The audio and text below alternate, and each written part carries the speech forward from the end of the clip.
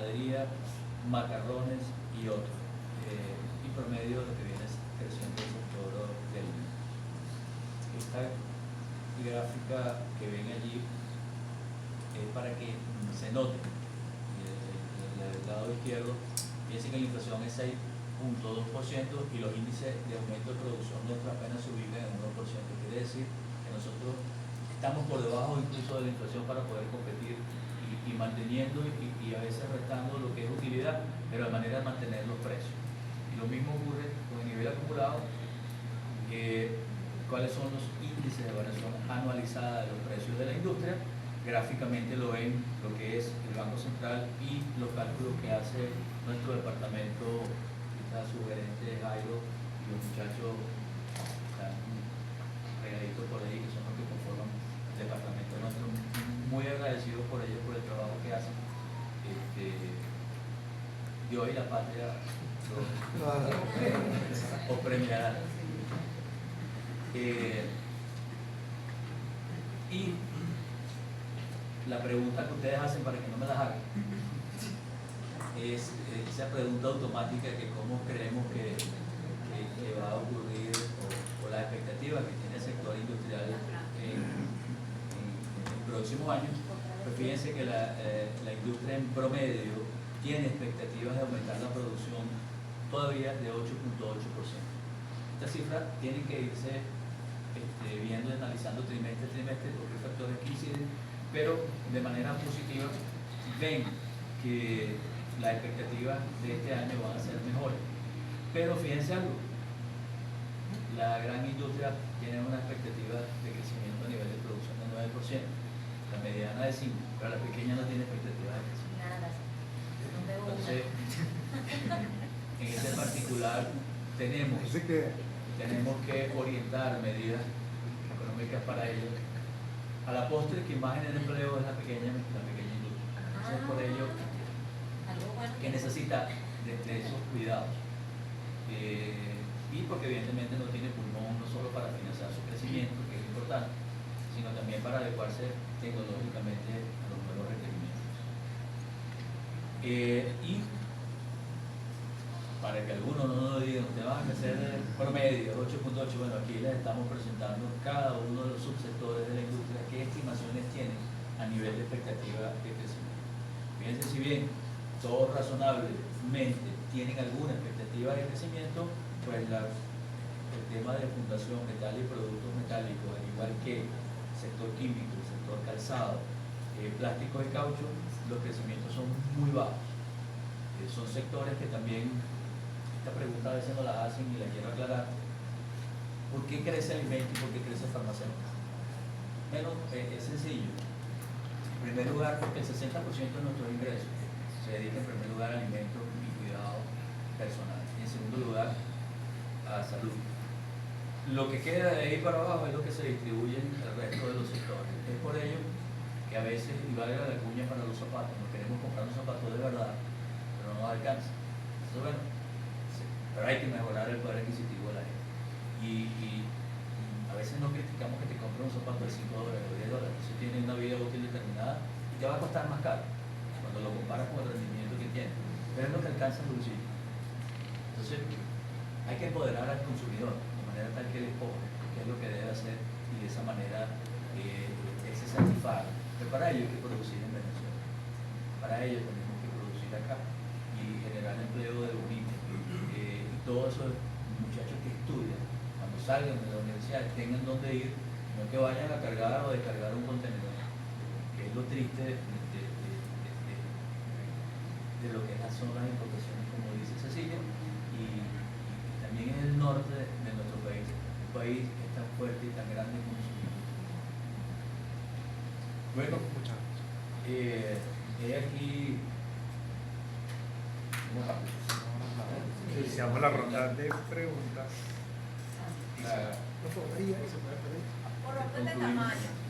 La pequeña industria. No vamos a pasar el bonito, Rafa. Sí, para que se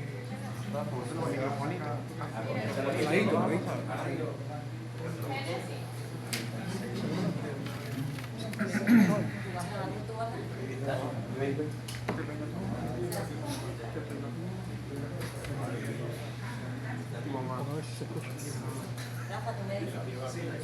Ah, bien. Bueno, Ahí está el buenas tardes. Sí, buenas tardes. Señor Picela, bueno, tengo para resaltar los resultados que dan de esta encuesta de coyuntura. Me voy a enfocar en lo que es el nivel de empleo. Usted dice que esto se ha mantenido, ¿no? Que va a proporcionar la capacidad, a la utilización de la capacidad instalada, pequeña empresa 183, mediana empresa 195, gran empresa 251.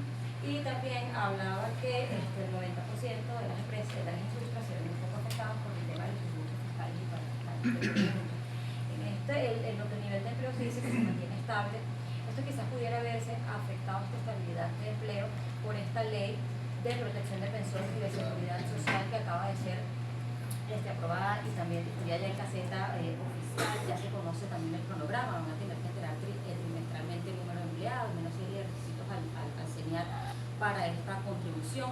De hecho, también se conoció por parte de Fede Cámara un comunicado, ¿no? Sobre donde ellos indican que bueno, esto se va a ver afectado las posibilidades financieras del sector privado, se va a ver afectada la rentabilidad, limitando las inversiones. Y solicitan una serie de cosas como la eliminación de la cuota del GTF, revisión y adecuación del modelo de remuneración de los trabajadores y algunas exoneraciones. Quería preguntarle, en el caso de Industria, si se pegan también a estas medidas y cómo les va a afectar a ustedes esta ley y esta contribución que se conoció ya que es del 9%, porque además hemos conversado con especialistas de capital humano y nos han dicho que esto va a afectar la fluctuación y que además va a haber una ola de despido quizás en algunas empresas. Gracias. Yo voy a responder de manera para argumentar todo lo que me dice. Y esperaste muchísimo para hacerme la pregunta. Claro, sí, por eso fue válido. Y entonces ya es válido. Fíjense algo. Yo voy a comenzar por el principio. A esas reuniones hemos asistido Fede Industria, Fede Cámara y Colindustria. Sí. Reuniones con el Ejecutivo de manera tal de ver todo esto. Y estamos alineados en todos los planteamientos. Okay. A veces salen de acá, a veces salen de allá, a veces salen del sector industrial, etcétera, etcétera. Y voy a comenzar. ¿De dónde sale o cuál es el espíritu de esta ley? En primer lugar, como ustedes saben, la ley denota, la ley del trabajo, de que hay un tema que no está actualizado. Es decir, la ley hay que llevarla y actualizarla a los niveles de hoy en día. Y el tema de la retroactividad en las prestaciones sociales implicó tanto que el salario se quedó congelado. Y todos, cuando digo todos los empleadores nos dirigimos para tratar de mejorar el poder adquisitivo de nuestros trabajadores y nos refugiamos en la bonificación, ya que de esa manera se aumentaba el poder adquisitivo de nuestra gente y le daba lo que él necesitaba para esa semana, esa quincena o ese mes. En cambio, que se hubiese ido al tema de los salarios, él no iba a perseguir, pero casi nada, porque todo iba a quedar en unos pasivos que nosotros no tenemos. Ahí estamos claros, ¿correcto? Entonces, en primer lugar, se evidencia que la ley hay que revisarla y hay que actualizarla a los niveles de edad. En segundo lugar, vamos con la ley de pensión. Las cotizaciones que estábamos haciendo se basaban en el salario mínimo, 130 bolívares. Es decir, para que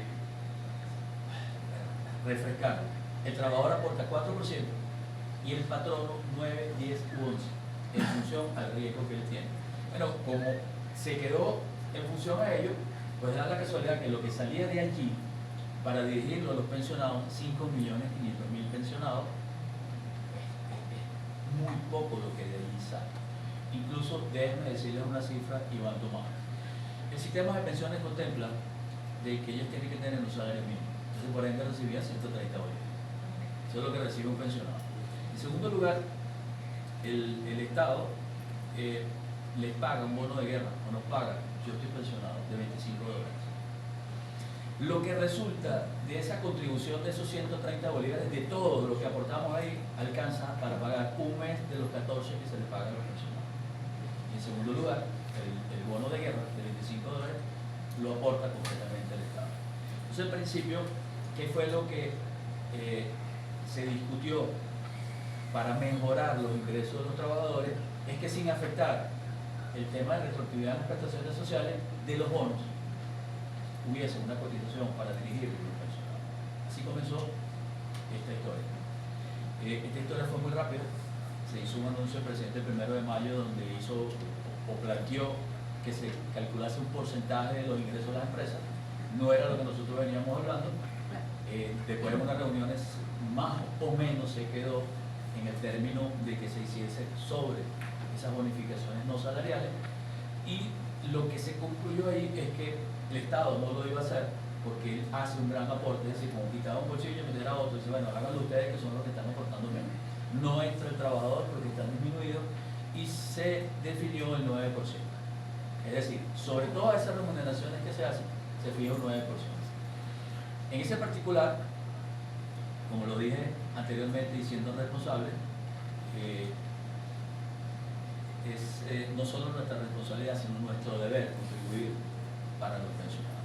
Ahora bien, en cuanto a la ley, ¿en qué no estamos de acuerdo? En primer lugar, porque se pecha dos veces el tema de los salarios, es decir, la ley está igual, tú estás pagando por esos sueldos, pero hay empresas que sí ajustaron los sueldos, pero en la ley laboral anterior, o la que está vigente, y en esta nueva ley, ahí se incluyen sueldos y bonificaciones no salariales, es decir, otra vez pagas por eso, en primer lugar.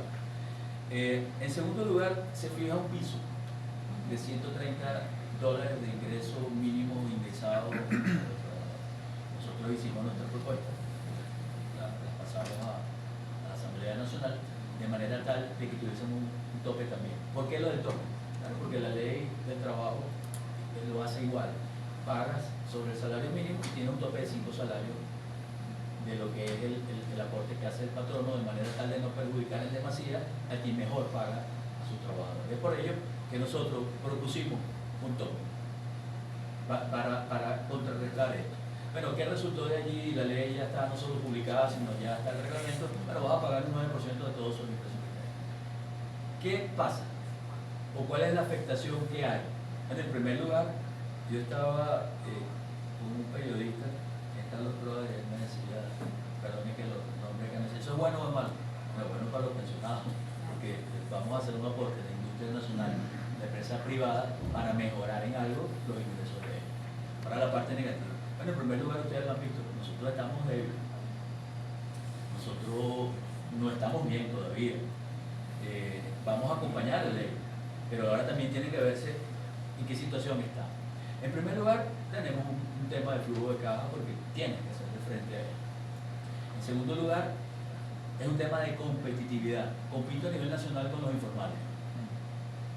En tercer lugar, también compito con los productos importados que entran al país porque ellos no tienen esta corrección que se está haciendo a nivel de tributo. Es decir, compito con productos importados y de manera, no voy a decir, no es de manera igualitaria.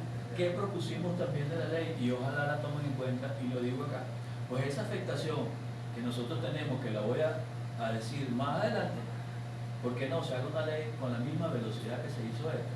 De manera tal de que ellos también paguen esos tributos y que de ahí se recaude una cantidad mayor, dirigida también a los pensionados, que ayude a engrosar esos ingresos. Entonces, bueno, esa sería una manera de equilibrar la competitividad que nosotros tenemos con los productos importados, muy bien visto por todos, y yo creo que acá todos ustedes también estarían de acuerdo en que parte de esos productos terminados que ingresan al país y que compiten con la producción nacional, bueno, que paguen y que sean vistos en ese particular. Entonces, dicho esto, seguimos avanzando. ¿Qué propusimos nosotros? Adicionalmente a ello, para compensar este efecto, vuelvo, insisto, la ley, perfecto, vamos a contribuir, pero hay tributos que sí nos están afectando. El tema del IVA, que lo hemos mencionado muchas veces. La industria nacional tiene que financiar el IVA, y es ilógico. Y le explico por qué. El IVA debe enterarse y pagarse cada 15 días. El IVA es un tributo que tú recoges, o sea, tú lo trasladas. ¿Qué sucede? Nosotros damos créditos que comienzan desde 30 días o pueden llegar a 90 días. O sea, yo tengo que integrar un tributo que todavía no he recaudado. Es decir, nos ayudaría en el tema financiero. En segundo lugar, yo parezco un disco rayado hablando del tema del IGTF, pero vamos a seguir insistiendo. El IGTF en bolívares, porque estamos apartando el tema de los dólares. y no hemos concentrado el tema del IGTF en Bolivia. Este impuesto tiene una afectación en la industria nacional porque se aplica en cada una de las cadenas y que a pesar de que es 2%, cuando lo aplica de manera regular en toda la cadena, cuando llegamos arriba, nuestro producto se encarece en alrededor de un 12%. No competimos con los productos importados. Y hemos hecho una propuesta de que si se amplía la base de contribuyentes y se reduce a 0.5%, recaudarían lo mismo. Entonces, ¿qué quiero decir con esto? Pues muy bien con la ley de pensiones, pero ahora vamos a compensar esto que aparece, que ustedes acaban de ver allí, que no está el efecto de esta nueva ley. Esto se hizo antes. Esta ley no conocíamos el porcentaje, por ende no tiene la afectación. Entonces, si aplicamos todo esto que les vengo diciendo, sí, evidentemente vamos a avanzar. Tenemos que atraer a una gran masa de contribuyentes. El sector, no sé cuántos puntos llegó el sector. Fíjense algo, de los 5.500.000 pensionados que hay allí, anteriormente, para nosotros optar a ese sistema de pensiones teníamos que cotizar alrededor, 750 semanas, y tú entrabas automáticamente. Hoy, y hace mucho tiempo, al cumplir la edad, pasas ahí. Bueno, pero esto estaba al revés. ¿Sabes cuántos trabajadores activos habían originalmente en Venezuela? 5 millones, 6 millones. ¿Sabes cuántos pensionados había? Alrededor de 400. Lo que se recaudaba acá sobraba no solo para que los pensionados tuviesen un ingreso digno, sino que también se suplían los hospitales de seguro social. Hoy es todo lo contrario. 5.500.000 pensionados. ¿Usted sabe cuántos trabajadores activos de la empresa privada hay? 1.502.000. Por más que recaudes acá, cuando lo dividas entre los 5.500.000, va a ser poco.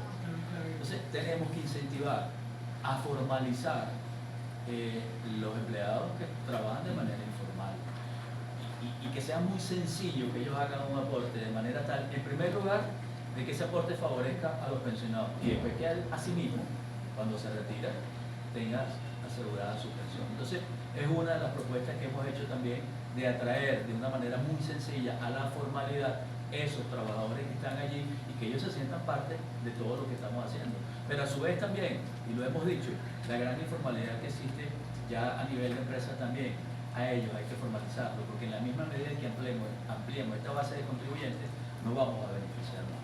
Entonces, en este particular, dice, también te puedo decir algo, la afectación, porque este tributo, que es una contribución especial para los pensionados, evidentemente tiene una afectación para la industria. En primer lugar, y uno de los petitorios que habíamos hecho que fuera deducible el impuesto sobre la renta, eso también lo conseguimos, al igual que el tope era 15, logramos bajarlo al 9.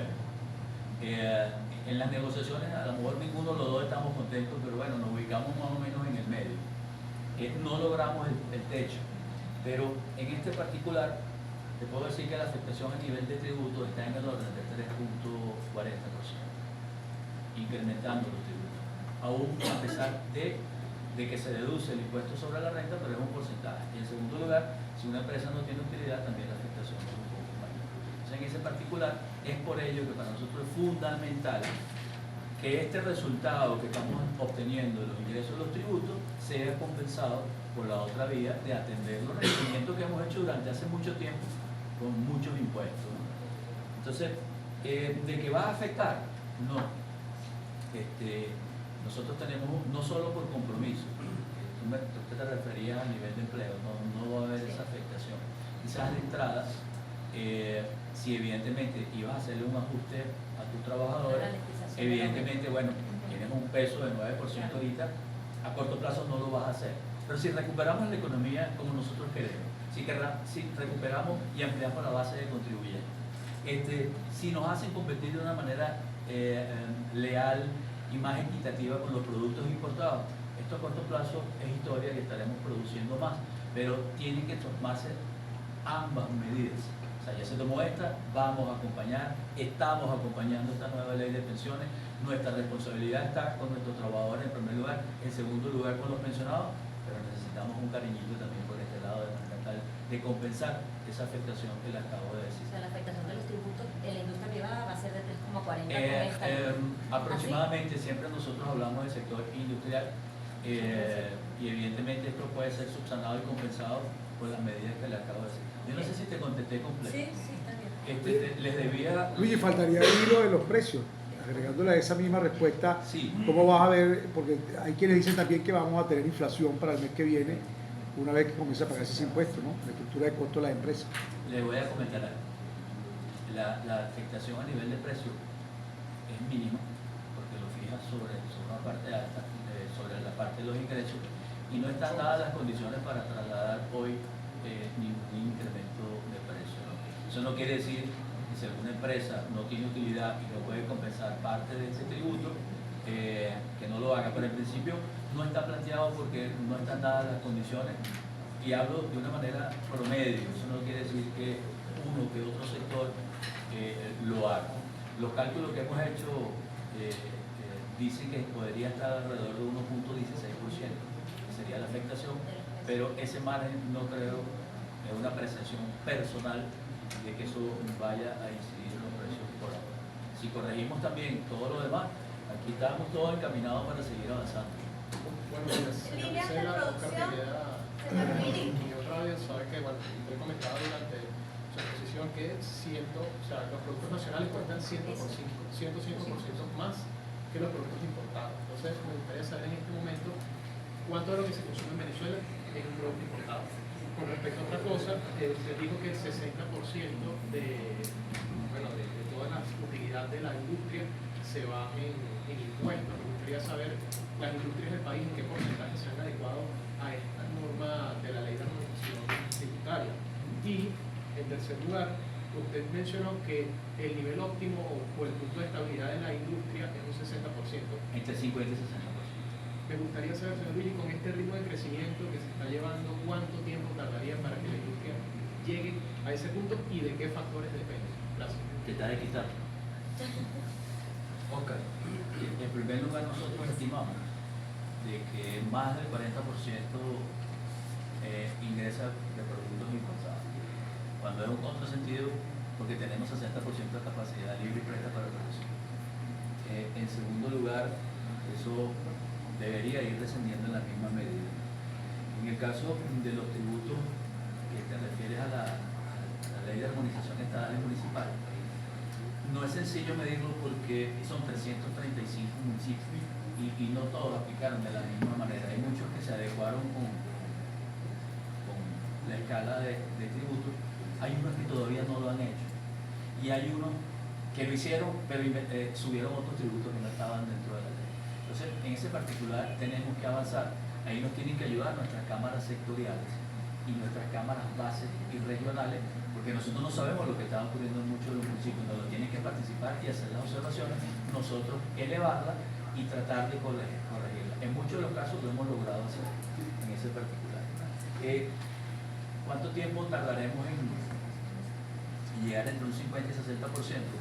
La recuperación del país, Oscar, no va a tener un pico. Es decir, nosotros sí creemos que se puede crecer de manera sostenida sobre 2 dígitos anuales. Pero ¿qué pasa? Que tú creces sobre la base. No es que le sumas 10% lo que estás creciendo. Entonces, eso te lo hace más lento. Pero ¿qué sucede? Es un éxito si logramos crecer 10%. Y fíjate que la encuesta manifiesta los industriales que sí tienen buenas expectativas de crecimiento. Y si es factible lograrlo, tienen que corregirse esos factores. Todos.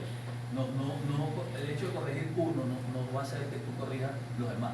Todos tienen que estar ahí. Es decir, Venezuela es una carreta que todos tenemos que hablarla en el mismo sentido.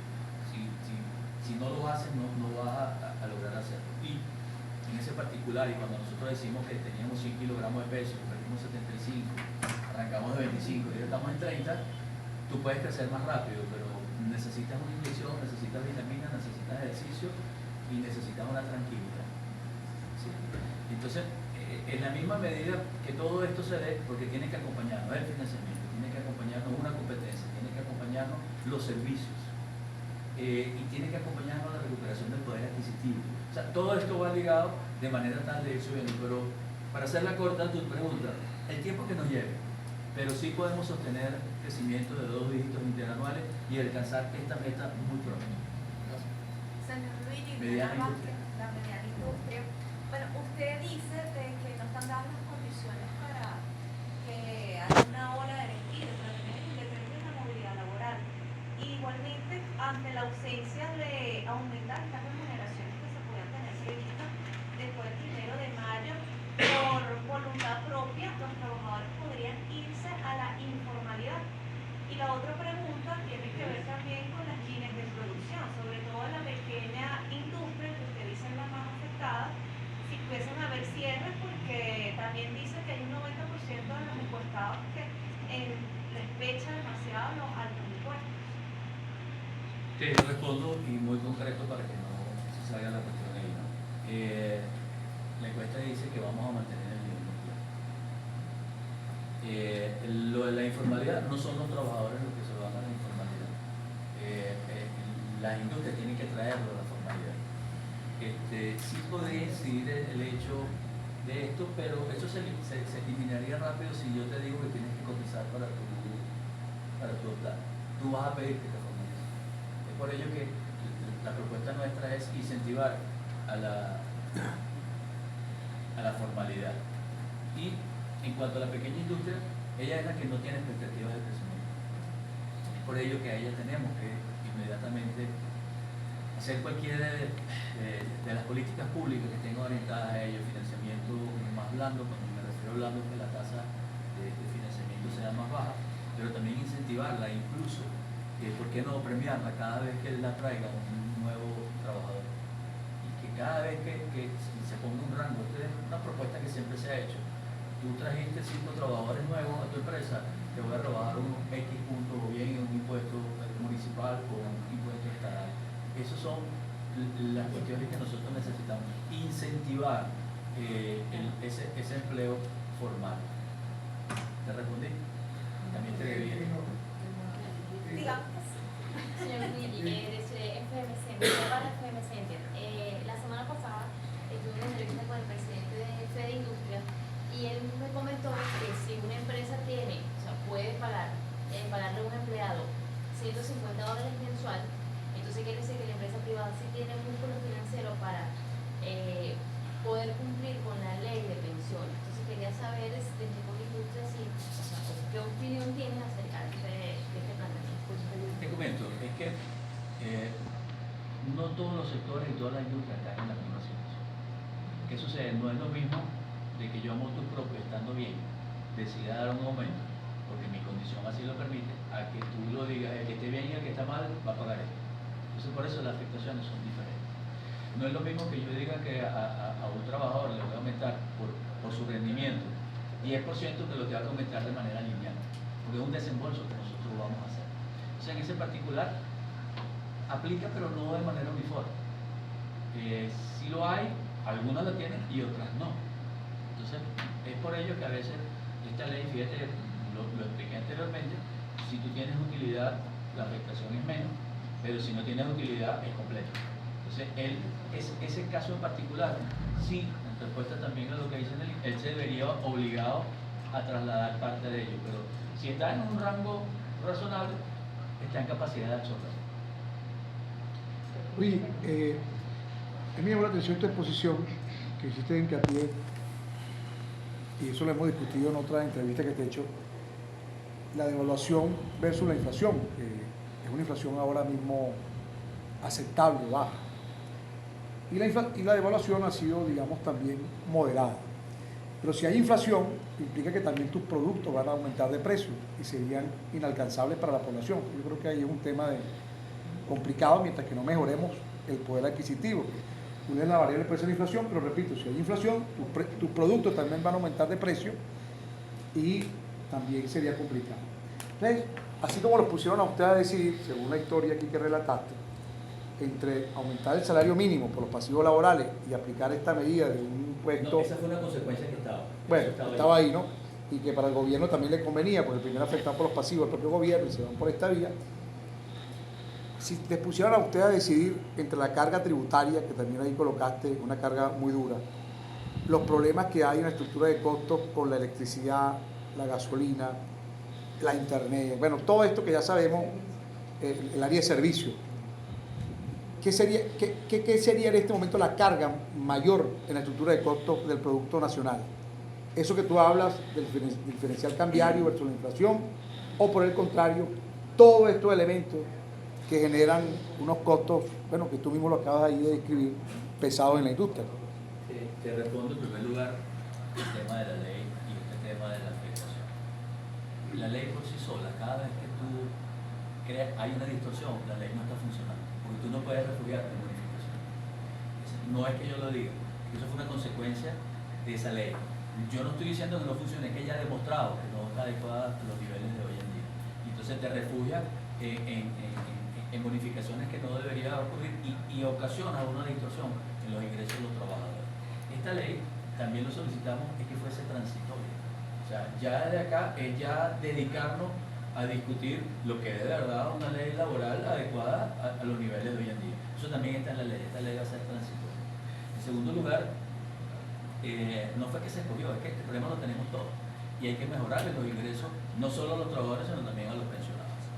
En cuanto a lo que tú te refieres, Lenín, de este tema de la inflación, eso es un temazo, eso no es sencillo de digerir, porque cada vez que si tú tocas algo va a ocasionar o va a tener una consecuencia. Lo que nosotros decimos acá es que lamentablemente la política debe estar orientada y debe estar equilibrada.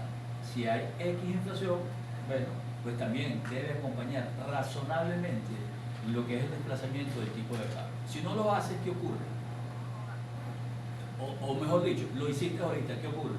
Muy bien, vas a contener la inflación, ¿sí? Vas a generar confianza en el tipo de cambio, muy bien. Tú, como consecuencia, ¿qué ocurre? Los productos importados son más económicos. La producción nacional no trabaja, no genera empleo, no genera tributos. Pero adicionalmente a ello, tú también recibes menos dinero por eso. Es decir, si lo hubieras hecho, también la inflación la corrige por allí. Ese es un tema, no es sencillo de ir, pero quien vende los estados, quien vende parte lo logra el Estado. Si los vende, recibo más bolívares, estoy contrarrestando también la inflación en ese particular. Y después, la inflación, se produce simple y llanamente porque se gasta más de lo que le ingresa. No lo hacemos nosotros, es una consecuencia de ingresos y egresos del Estado. El Estado es el que maneja lo que es el tema inflacionario. Y es una política cambiaria que trae la parte positiva que te estoy diciendo, pero la negativa es la que te digo, bueno, no hay producción nacional, no hay generación de empleo y no hay recuperación del poder adquisitivo de la gente. No hay, vuelvo e insisto, en toda la cadena de producción, de todo lo que son los tributos, y para la exportación también las perjudica. Entonces hay que ponerlo en una balanza. Nosotros lo que hemos dicho, traten de acompañar el tema de la inflación, ya que está bajo también, con el tema de la depreciación o el deslizamiento del tipo de cambio. En otro particular, a veces la economía se encarga de corregir esto. Si tú mantienes esa tasa anclada de manera como se hace ahorita, pues el paralelo sube o el negro, ¿sabes? Ya te empieza a separar. Entonces, yo lo que hemos conversado, vamos a mantener un equilibrio. Y la última pregunta, la respondo igual, todas las anteriores. No existe un factor que me vaya a corregir y que me vaya a corregir la economía. Las tenemos que aplicar todas las anteriores de manera gradual, unas más o unas menos, y para alcanzar el objetivo. También necesitamos, y voy a hacer una cuñita, el tema de las sanciones. Oye, ¿cómo reparo la turbina ya en Guri si no me la mandan? O el tema que tengo en la refinería, ¿cómo se hace? Yo necesito que los organismos multilaterales vengan al país para oxigenar el tema del crédito. ¿Cómo lo hacen con las sanciones? ¿Cómo hago para competir? Si cada vez que nosotros tenemos que hacer un pago al exterior, nos cuesta entre 3 y 5% mandar esas divisas para el exterior. Entonces, es todo. O sea, todas las anteriores me parece una buena respuesta. Presidente, yo quisiera regresar al tema de la capacidad ociosa. Ese es un número que tiene mucho tiempo estacionado ahí. Pregunta concreta: ¿qué porcentaje de esa capacidad ociosa se puede considerar perdido? ¿Qué impacto tiene esa excesiva capacidad ociosa en los resultados de la industria? Y además, ¿cómo está gestionando la industria en estas condiciones ese altísimo porcentaje de capacidad ociosa sin perspectiva de corto plazo de que eso se resuelva? Esa es una buena pregunta. Yo, como siempre, me caracterizo por ser muy honesto. Hay algunos casos que podría darse que esa capacidad ociosa es muy obsoleta o por falta de mantenimiento no vaya a rendir. Pero en su mayoría, Hola, mi vida, ¿cómo? yo te puedo decir que en su mayoría, todas las empresas, todas las industrias han hecho un esfuerzo de mantener operativas esas industrias. Algunas han cerrado líneas de producción, pero los mantenimientos no se han dejado de hacer. Y entonces sí, hay una alta probabilidad, yo diría que más del 80-90% es recuperable, pero necesito todos los demás ingredientes. Creo que haya el consumo para yo hacerlo, el financiamiento, ser competitivo, etc. Y todas las anteriores. Gracias. Si no hay más preguntas, cerramos la rueda. Gracias. Disculpen este tiempo en donde no declaramos, pero es que estaba en juego, como le dije anteriormente, se estaba discutiendo, no teníamos las cifras oficiales.